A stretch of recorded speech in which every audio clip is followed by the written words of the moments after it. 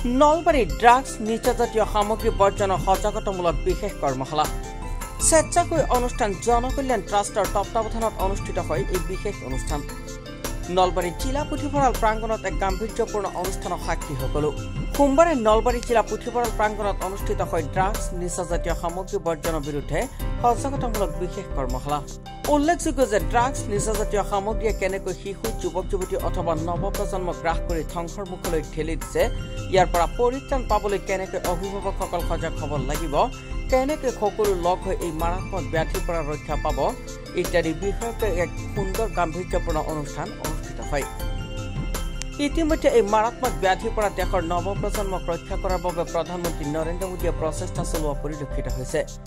আনহাতে প্ৰধানমন্ত্ৰী এই পদক্ষেপ তথা অনুষ্ঠানৰ জৰিয়তে ছাত্ৰ ছাত্ৰী তথা অভিভাৱকসকল বিশেষ সজাগ হোৱা পৰিলক্ষিত হৈ আহিছে নলবাৰী সকলোৰে চিৰপৰিচিত স্বেচ্ছাকৈ অনুষ্ঠান জনকল্যাণ ট্ৰাষ্টে এই গুৰুত্বপূৰ্ণ বিষয়টোত বিভিন্ন ধৰণৰ কৰ্মশালা আয়োজন কৰি আহিছে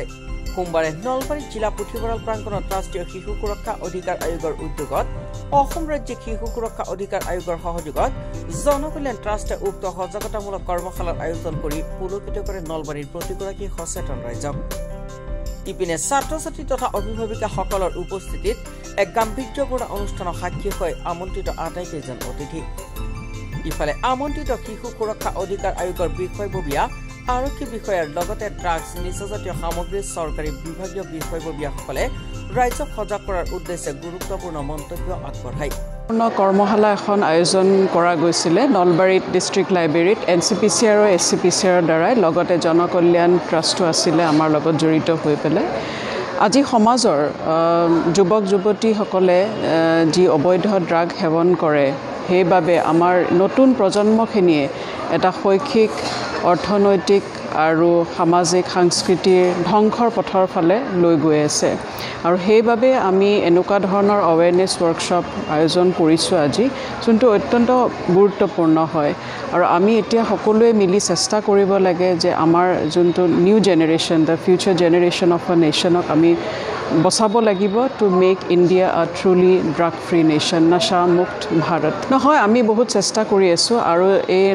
মাননীয় সন্মানীয় নৰেন্দ্ৰ মোদী ডাঙৰীয়াৰ নেতৃত্বত আজি যোনটো জইণ্ট একশ্যন প্লেনৰ আমি এৱেৰনেছ প্ৰগ্ৰাম আজি কৰিলোঁ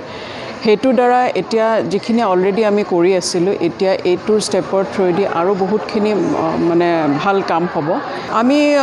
আগৰ পৰাই সজাগতাৰ এইখিনি কাম কৰি আছোঁ আৰু আজি এতিয়া সন্মানীয় নৰেন্দ্ৰ মোদী ডাঙৰীয়াৰ নেতৃত্বত জইণ্ট একশ্যন প্লেনৰ যোনটো আমি ৱৰ্কশ্বপ আজি কৰিছোঁ সেইটোৰ দ্বাৰা বহুখিনি আমাৰ কাম হ'ব ৰাষ্ট্ৰীয় শিশু সুৰক্ষাৰ আয়োগৰ উদ্যোগত আৰু অসম শিশু সুৰক্ষা আয়োগৰ সহযোগত আজি জনকল্যাণ ট্ৰাষ্টে কৰ্মশালাখন আয়োজন কৰিছে তো আজি বিষয়টো হ'ল নিচাযুক্ত ঔষধ আৰু মাদক দ্ৰব্য সেৱনৰ পৰা আমাৰ যিখিনি ল'ৰা ছোৱালী শিশুসকলক বিৰত ৰখা আৰু শিশুসকলৰ মাজত যিখিনি মাদক দ্ৰব্য সৰবৰাহকাৰী সেই সৰবৰাহটো বন্ধ হোৱাৰ উদ্দেশ্যে কৰ্মশালাখন আয়োজন কৰা হৈছে তো এইখন এখন জিলা পৰ্যায়ৰ কৰ্মশালা আৰু ইয়াত আজি অংশগ্ৰহণ কৰে আজিৰ মুখ্য অতিথি অসম শিশু সুৰক্ষা অধিকাৰ আয়োগৰ সন্মানীয় সদস্য শ্ৰীযুতা ৰীলাঞ্জনা তালুকদাৰ বাইদেৱে তাৰ লগতে উপস্থিত থাকে আজি নিৰ্দিষ্ট বক্তা হিচাপে নাৰ্কটিক্স কণ্ট্ৰল ব্যুৰৰ আপোনাৰ শ্ৰী পংকজ চৌহান দেৱ ডাঙৰীয়া তেখেতসকলে তেওঁলোকৰ বক্তব্য আগবঢ়ায় ভৱেশ কুমাৰ দাসৰ ৰিপৰ্ট DH365